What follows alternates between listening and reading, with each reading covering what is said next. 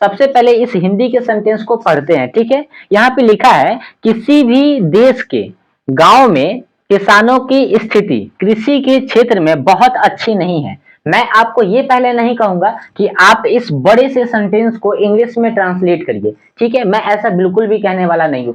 But मैं सबसे पहले आपसे ये पूछना चाहूंगा, क्या आपको पता है कि इस हिंदी के सेंटेंस में सबसे पहले हमको सब्जेक्ट अगर खोजना है, क्योंकि ट्रांसलेट करने के लिए सबसे पहले क्या चाहिए आपको, सबसे पहले आपको चाहिए एक सब्जेक्ट। क्योंकि सेंटेंस की जब हम शुरुआत करेंगे, यानी कि किसी भी हिंदी के सेंटेंस को जब हम लिखेंगे इंग्लिश में, यानी कि ट्रांसलेट करेंगे, तो हमको सबसे पहले सब्जेक्ट चाहिए।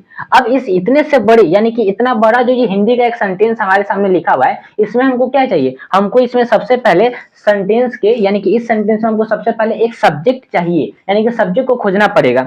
तो क्या आपको पढ़ के समझ में आया कि भाई इस हिंदी के सेंटेंस में सब्जेक्ट कहाँ पे है? शुरू से हम लोग को सिखाया गया कि हिंदी के सेंटेंस में सब्जेक्ट जो है वो शुरू में मिलेगा। बट आप ही अब हमको यहाँ पे देख के बताइए कि क्या आपको सब्जेक्ट दिखाई दे रहा है?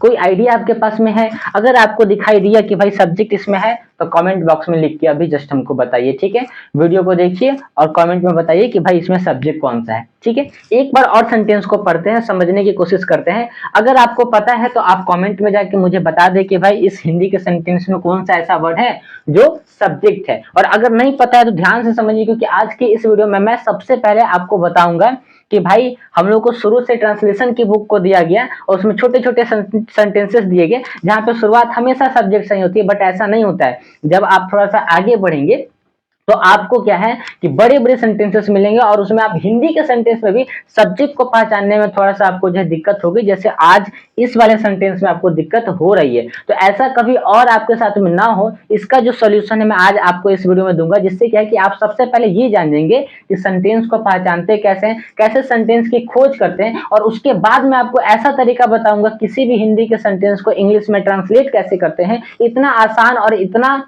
यूनिक तरीका आपको बताने वाला हूं कि जो आज तक आपको इंटरनेट में नहीं मिला होगा। तो चलिए इस वीडियो को यहां से हम लोग एक बार और करते हैं, क्या इस सेंटेंस को पढ़ते हैं। बोल रहा है कि किसी भी देश के गांवों में किसानों की स्थिति कृषि के क्षेत्र में बहुत अच्छी नहीं है। अब आपको सबसे पहले क्या करना है, सो समझिए। आपको सबसे पहले इस सेंटेंस को आप पीछे से थोड़ा सा पढ़ने की कोशिश करिए और एक चीज की तलाश करिए। किसकी तलाश करिएगा पता है? आप प्रेपोजिशन की तलाश करिए। किसकी तलाश करिएगा? प्रेपोजिशन की। प्रेपोजिशन का मतलब क्या होता है कि ये एक नाउन को दूसरे नाउन से क्या करता है, जोड़ता है, संबंध को स्थापित करता है। तो जोड़ने वाले को क्या कहते हैं? कनेक्टर कहते हैं। तो आपको क्या करना है कि अब इस हिंदी के सेंटेंस में आपको कनेक्टर खोजना है। जैसे अब मैं आपको ये भी बता देता हूं कि भाई प्रेपोजिशन को आप कैसे पहचानिएगा। जैसे आपने बोला एट मतलब पर, आपने बोला इन यानी कि में, आपने बोला ऑफ का के की, आपने बोला एंड, आपने बोला एंड मतलब और या तथा एवं, ये सब क्या है? ये सब कनेक्टर यानी कि प्रेपोजिशन है। ठीक है, तो इन सब को हमको सबसे पहले खोजना है। तो अब यहाँ पे हमने इस साइड से सेंटेंस को पढ़ लिया, अब हम क्या करेंगे, पीछे से क्या करेंगे, कनेक्टर को खोजना शुरू करेंगे। तो यहाँ पे देखिए हमको एक कनेक्टर मिल गया, क्या है? मी। तो मी मतलब इन होता है, तो ये कनेक्टर है। यहाँ पे देखिए के, हमको एक कनेक्टर मिल गया यानी कि प्रेपोजिशन मिल गया। अब यहाँ पे आप थोड़ा सा ध्यान दीजिएगा कि हमने यहाँ पे एक कनेक्टर यहाँ पे की खोज लिया, फिर हमने यहाँ पे एक कनेक्टर में खोज लिया, और फिर हमने यहाँ पे एक कनेक्टर क्या खोज लिया, के खोज लिया। तो सबसे पहला हमारा काम क्या होता है, ध्यान से समझिए कि पहले हमने हिंदी के सेंटेंस को पढ़ लिया। ठीक है, अब पढ़ने के बाद हमको क्या करना है कि हमको इस सेंटेंस को पीछे से की तरफ से खोजते चलना है। किसको? हमको प्रेपोजिशन यानी कि कनेक्टर को खोजना है। किसको? कनेक्टर को। तो कनेक्टर कैसे मिलेगा? हमको इधर से मिलेगा। तो कनेक्टर हमने यहाँ पे देखा, देखिए मी मतलब इन होता है, ये एक प्रपोजिशन है, तो ये कनेक्टर हो गया, हमने इसको गोल कर दिया। फिर यहाँ पे के, ऑफ मतलब का के की, तो ये एक कनेक्टर है कि नहीं, ये एक प्रपोजिशन है, तो हमने इसको भी गोल कर दिया। यहाँ पे फिर से की आ गया, ऑफ मतलब का के की होता है, तो यहाँ पे के और यहाँ पे की है, तो ये भी एक कनेक्टर है, तो हमने इसको भी गोल किया। इन का मतलब में होता है, तो ये भी एक प्रपोजिशन यानी कि कनेक्टर है, हमने इसको भी गोल कर दिया। फिर से यहाँ पे काके की आगे यानी कि ऑफ एक क्या है, प्रपोजिशन यानी कि कनेक्टर है, हमने इसको भी क्या किया, गोल कर दिया। यानी कि टोटल मिला के 1 2 3 4 5 हमारे सामने अभी तक टोटल 5 कनेक्टर आ चुके हुए हैं। अब भी हमको ये तक समझ में नहीं आया कि भाई हमने कनेक्टर तो खोज लिया, अब सब्जेक्ट कैसे मिलेगा। तो सबसे पहला काम क्या होता है कि कोई भी हिंदी का सेंटेंस आज के बाद से आपके सामने आएगा, तो सबसे पहले काम क्या करेंगे, प्रेपोजिशन को खोजेंगे। एक नंबर पे हमने लिख दिया, किसको खोजेंगे? प्रेपोजिशन यानी कि कनेक्टर, जोड़ने वाले को हम सबसे पहले खोजेंगे और सबको जोड़ लेंगे। अब यहाँ से तलाश करेंगे किसकी, सब्जेक्ट की। तो सब्जेक्ट को आप कैसे तलाश करेंगे, तो सब्जेक्ट को खोजने का सबसे आसान तरीका है, जब आपने कनेक्टर को खोज लिया तो अब इसके बाद आपको क्या करना है कि आपको इस साइड से सेंटेंस को पढ़ना है। किस साइड से पढ़ना है, फिर अब इस साइड से सेंटेंस को एक बार पढ़ना है और ध्यान ये देना है कि कौन सा ऐसा वर्ड हिंदी के सेंटेंस में इसमें है, कोई एक ऐसा वर्ड जरूर होगा जो इस कनेक्टर से जुड़ा हुआ नहीं होगा। ध्यान से समझिए, कोई ऐसा वर्ड जरूर होगा इस हिंदी के सेंटेंस में जो इस प्रपोजिशन से जुड़ा हुआ नहीं होगा, यानी कि कनेक्टर से जुड़ा हुआ नहीं होगा, उसी को आपको खोजना है। जो जुड़ा हुआ नहीं होगा ना, वो सब्जेक्ट होगा। चलिए पढ़ के यहाँ पे देख लेते हैं। किसी भी देश के, तो कनेक्टर क्या होता है, वो वर्ड के बाद आता है और उसके बाद उसको क्या करता है, एक दूसरे से जोड़ता है। समझिए, किसी भी देश के, तो किसी भी देश के, तो यानी कि किसी भी देश के, यानी कि इसको क्या किया, यानी कि ये जो वर्ड है यहाँ पे किसी भी देश के बाद क्या है, के, यानी कि इस वाले वर्ड के बाद क्या है, एक कनेक्टर है, तो ये हमारा सब्जेक्ट नहीं है। फिर यहाँ पे देखिए, के बाद क्या है, गांवों में, तो गांव के बाद क्या है, एक कनेक्टर है, तो ये गांव भी आपका सब्जेक्ट नहीं है।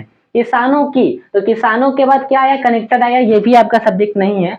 स्थिति कृषि, अब यहाँ पे देखिए कि स्थिति के बाद कोई भी कनेक्टर नहीं है, और यहाँ पे देखिएगा कि भाई ठीक है, अब स्थिति को सबसे पहले आप क्या करिए, यहाँ पे एक बार स्थिति को इस तरीके से थोड़ा सा हम बॉक्स में लेके चलते हैं, ठीक है, तो एक यूनिकनेस हमारे पास में रहना चाहिए। देखिए यहाँ पे फिर से एक बार लेके चलते हैं, किसी भी देश के, तो किसी भी देश के बाद क्या आया, कनेक्टर आ गया, यानी कि ये सब्जेक्ट नहीं है। यानी कि जिस वर्ड के बाद कनेक्टर आएगा तो वो सब्जेक्ट नहीं होगा, जिसके बाद कनेक्टर ना हो कोई भी, वो सब्जेक्ट होगा। तो किसी भी देश के, यानी कि इसके बाद कनेक्टर है, ये सब्जेक्ट नहीं है। गांव में, यानी कि गांवों में, इसके बाद गांव के बाद क्या है, कनेक्टर है, यानी कि गांव भी आपका सब्जेक्ट नहीं है। किसानों की, तो किसानों के बाद भी क्या है, एक कनेक्टर है, यानी कि किसान भी आपका सब्जेक्ट नहीं है। अब यहाँ पे क्या है, स्थिति कृषि, तो स्थिति के बाद कोई भी कनेक्टर नहीं है। स्थिति के बाद कोई भी कनेक्टर नहीं है, इसका मतलब क्या है कि स्थिति को हमने बॉक्स में डाल दिया है, और स्थिति क्या है, आपका सब्जेक्ट है। क्यों, क्योंकि देखिए कृषि के, तो कृषि के बाद एक क्या है, कनेक्टर है, इसका मतलब क्या है कि कृषि भी आपका सब्जेक्ट नहीं है। क्षेत्र में, तो क्षेत्र के बाद क्या है, कनेक्टर, इसका मतलब क्षेत्र भी आपका सब्जेक्ट नहीं है, और बहुत अच्छी नहीं है। ये आपका एक लास्ट यहाँ पे ये क्या है, ये आपको बता रहा है, यानी कि ये एक क्या है, एडवर्ब हो सकता है, एडजेक्टिव हो सकता है, जो आपकी मन है वो कर सकता है, ठीक है, उस पर ज्यादा हम लोग चर्चा नहीं करेंगे। तो यहाँ पे देखिए ये वर्ड अकेला है जिसके साथ में कोई भी कनेक्टर नहीं है, इसका मतलब क्या है कि ये आपका क्या है, इज इक्वल टू सब्जेक्ट है।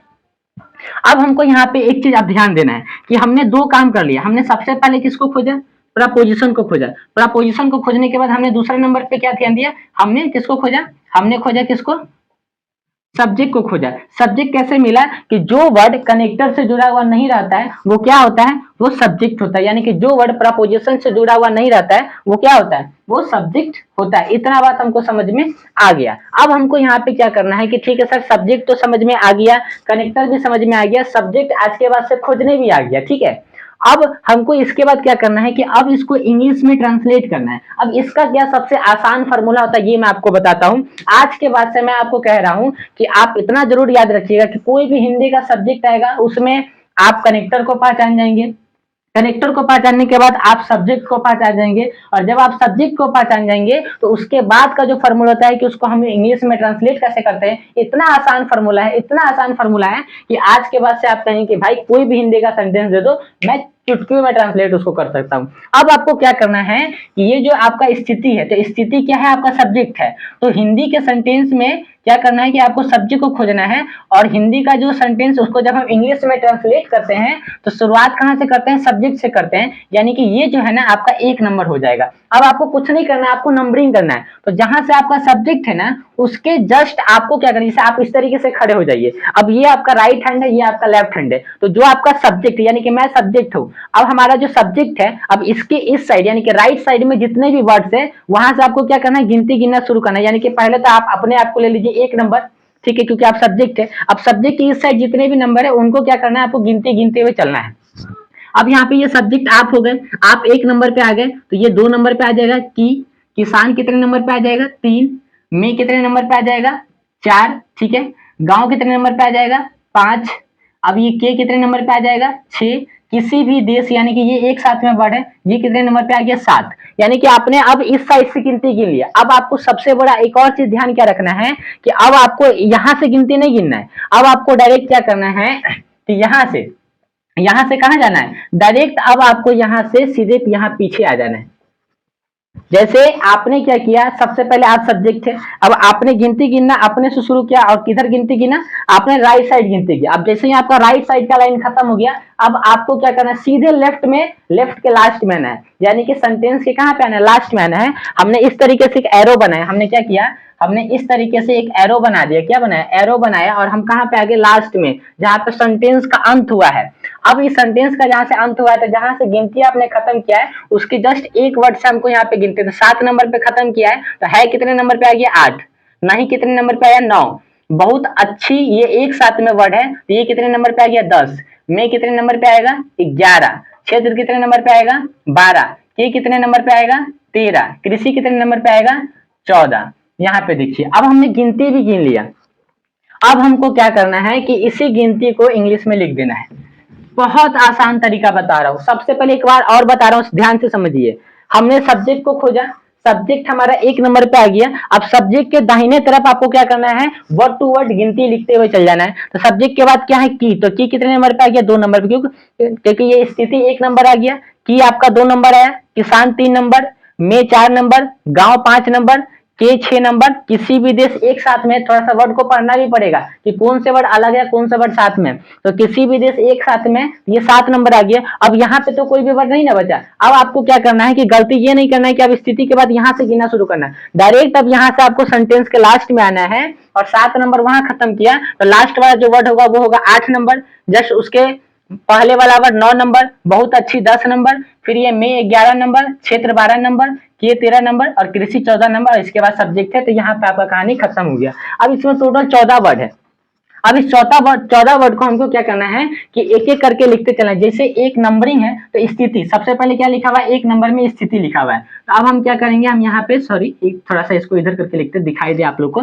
स्थिति, तो स्थिति को हम 3 तरीके से बोल सकते हैं, पोजीशन, सिचुएशन, कंडीशन। तो यहाँ पे क्या है, किसानों की जो हालत है वो थोड़ी सी खराब है। तो इस सिचुएशन में हम क्या करते हैं, यानी कि ऐसे में हम हालात को क्या बोलते हैं, यानी कि स्थिति को हम कंडीशन बोलेंगे तो थोड़ा और अच्छा लगेगा। तो हम यहाँ पे बोल सकते हैं, द लगा सकते हैं। हमने बोला द कंडीशन, क्या बोला, द कंडीशन। ये कंडीशन कितने नंबर पे है, 1 नंबर पे स्थिति। 2 नंबर पे क्या है, की, तो की को क्या बोलते हैं, ऑफ। का की इंग्लिश क्या होती है, ऑफ। 2 नंबर पे आ गया। सबको लिखते हुए चलते हैं, किसानों यानी कि फार्मर्स। हम यहाँ पे क्या लिखेंगे, फार्मर्स। कितने नंबर पे आया, 3 नंबर पे। मे का इंग्लिश क्या होगा, इन होगा। हमने कितने नंबर पे लिखा, 4 नंबर है तो 4 नंबर। गांवों में, तो गांवों की इंग्लिश क्या होती है, विलेजेस। ठीक है, हमने यहाँ पे लिख दिया विलेजेस, 5 नंबर। ठीक है भाई। अब यहाँ पे क्या है, के, तो के की इंग्लिश क्या होगी, ऑफ। चलिए कितने नंबर पे आया, 6 नंबर पे। किसी भी देश, एनी कंट्री, किसी भी देश का इंग्लिश क्या होगा, एनी कंट्री। हमने यहाँ पे लिख दिया एनी कंट्री। चलिए कितने नंबर पे आया, 7 नंबर। देखिए मिलाते चलिए। अब हमने यहाँ पे बोला कि ये है, तो है की इंग्लिश क्या होगी, इज। कितने नंबर पे आया, 8 नंबर पे। अब इसको यहाँ से थोड़ा सा नीचे से करके लिखते हैं, नहीं। नहीं का इंग्लिश क्या होता है, नॉट। नहीं का इंग्लिश क्या होगा, नॉट। यहां से लिखते हैं, नॉट। कितने नंबर पे है भाई, 9 नंबर। तो हमने यहाँ पे क्या लिखा, 9 नंबर। बहुत अच्छी, एक साथ में 10 नंबर पे है, तो वेरी गुड हो जाएगा। क्या हो जाएगा, वेरी गुड। ठीक है। अब यहाँ पे मेक इंग्लिश क्या होगी, अच्छा वेरी गुड कितने नंबर पे, 10 नंबर पे। 10 नंबर दे देते हैं, नंबरिंग देते चलते हैं। मेक इंग्लिश क्या होगी, इन। चलिए इन लिख दिया। कितने नंबर पे है, 11 नंबर पे। क्षेत्र की इंग्लिश क्या होगी, क्षेत्र की इंग्लिश होगी या तो एरिया लिख दीजिए या तो फील्ड लिख दीजिए। तो चलिए हमने यहाँ पे द फील्ड कर दिया, फील्ड के साथ में द लगा दिया जाता है, अच्छा थोड़ा सा रहता है। ठीक है, तो चलिए फील्ड कितने नंबर पे हो गया, 12। द की गिनती नहीं होगी क्योंकि द एक आर्टिकल है, आर्टिकल की कोई गिनती नहीं होगी। ठीक है। अब यहाँ पे की इंग्लिश क्या होगी, ऑफ। कितने नंबर पे आया, 13 नंबर पे। अब यहाँ पे कृषि को इंग्लिश में क्या बोलते हैं, एग्रीकल्चर। चलिए एग्रीकल्चर, एग्रीकल्चर। ठीक है, कितने नंबर पे आया, 14 नंबर पे। फुल स्टॉप दे दीजिए, लास्ट 14 था। अब पढ़िए, द कंडीशन, नहीं आपने बोला the condition of farmers in villages of any country is not very good in the field of agriculture. यानी कि किसी भी देश के गांवों में किसानों की स्थिति कृषि के क्षेत्र में बहुत अच्छी नहीं है। नंबरिंग पढ़िए, स्थिति का इंग्लिश क्या है, कंडीशन। ठीक है, की इंग्लिश क्या है, ऑफ। किसानों का फार्मर्स, में मतलब इन, गांव मतलब विलेजेस, ऑफ मतलब के, ठीक है, किसी भी देश, एनी कंट्री, है तो इज आ गया, नहीं है तो नॉट आ गया, बहुत अच्छी, वेरी गुड, नॉट अच्छी, वेरी गुड, में मतलब इन, क्षेत्र मतलब फील्ड, ऑफ मतलब के, कृषि मतलब एग्रीकल्चर। कुछ भी भारी नहीं था, कुछ भी भारी नहीं था, इतना आसान तरीका है। अब आप लोग मुझे बताएं कि ये वीडियो आपको कैसी लगी है और इसका पार्ट 2 आप लोग चाहते हैं कि नहीं चाहते। अगर पार्ट 2 चाहते हैं तो कमेंट करके बताएं, और आपको पहले से सब्जेक्ट पता था कि नहीं पता था ये भी बताएं। कैसी वीडियो लगी है ज्यादा से ज्यादा लोगों के साथ में शेयर करिए, ताकि ये जो फॉर्मूला है ना लोगों तक ज्यादा से ज्यादा तक पहुंच सके और ज्यादा से ज्यादा लोगों की हम लोग मदद कर पाए, ठीक है। और साथ में आपको ये भी बता देना चाहता हूं कि अगर आप लोग चाहते हैं हम लोगों के साथ में पर्सनली जुड़ के इंग्लिश सीखना, हमारे लाइव क्लास में आके हम लोगों का एक मेंबर्स बना, जहां पे आपको VIP व्हाट्सएप ग्रुप दिया जाता है, जहां पे आपके जैसे बहुत सारे लोग जो है इंग्लिश हम लोग के साथ में सीख रहे हैं। वहां पे आपको एक माहौल मिलता है जहां पे आप उन लोगों के साथ में रह के अच्छे से इंग्लिश में डिस्कस कर सकते हैं, चैट कर सकते, बहुत सारी सुविधाएं मिलती है। और जहाँ पे हम पर डे लाइव क्लास लेते हैं, जहाँ पे आप हमारे सामने मोबाइल पे रहते हैं, हम यहाँ पे पढ़ाते हैं, इसी तरीके से सेम पढ़ाते हैं।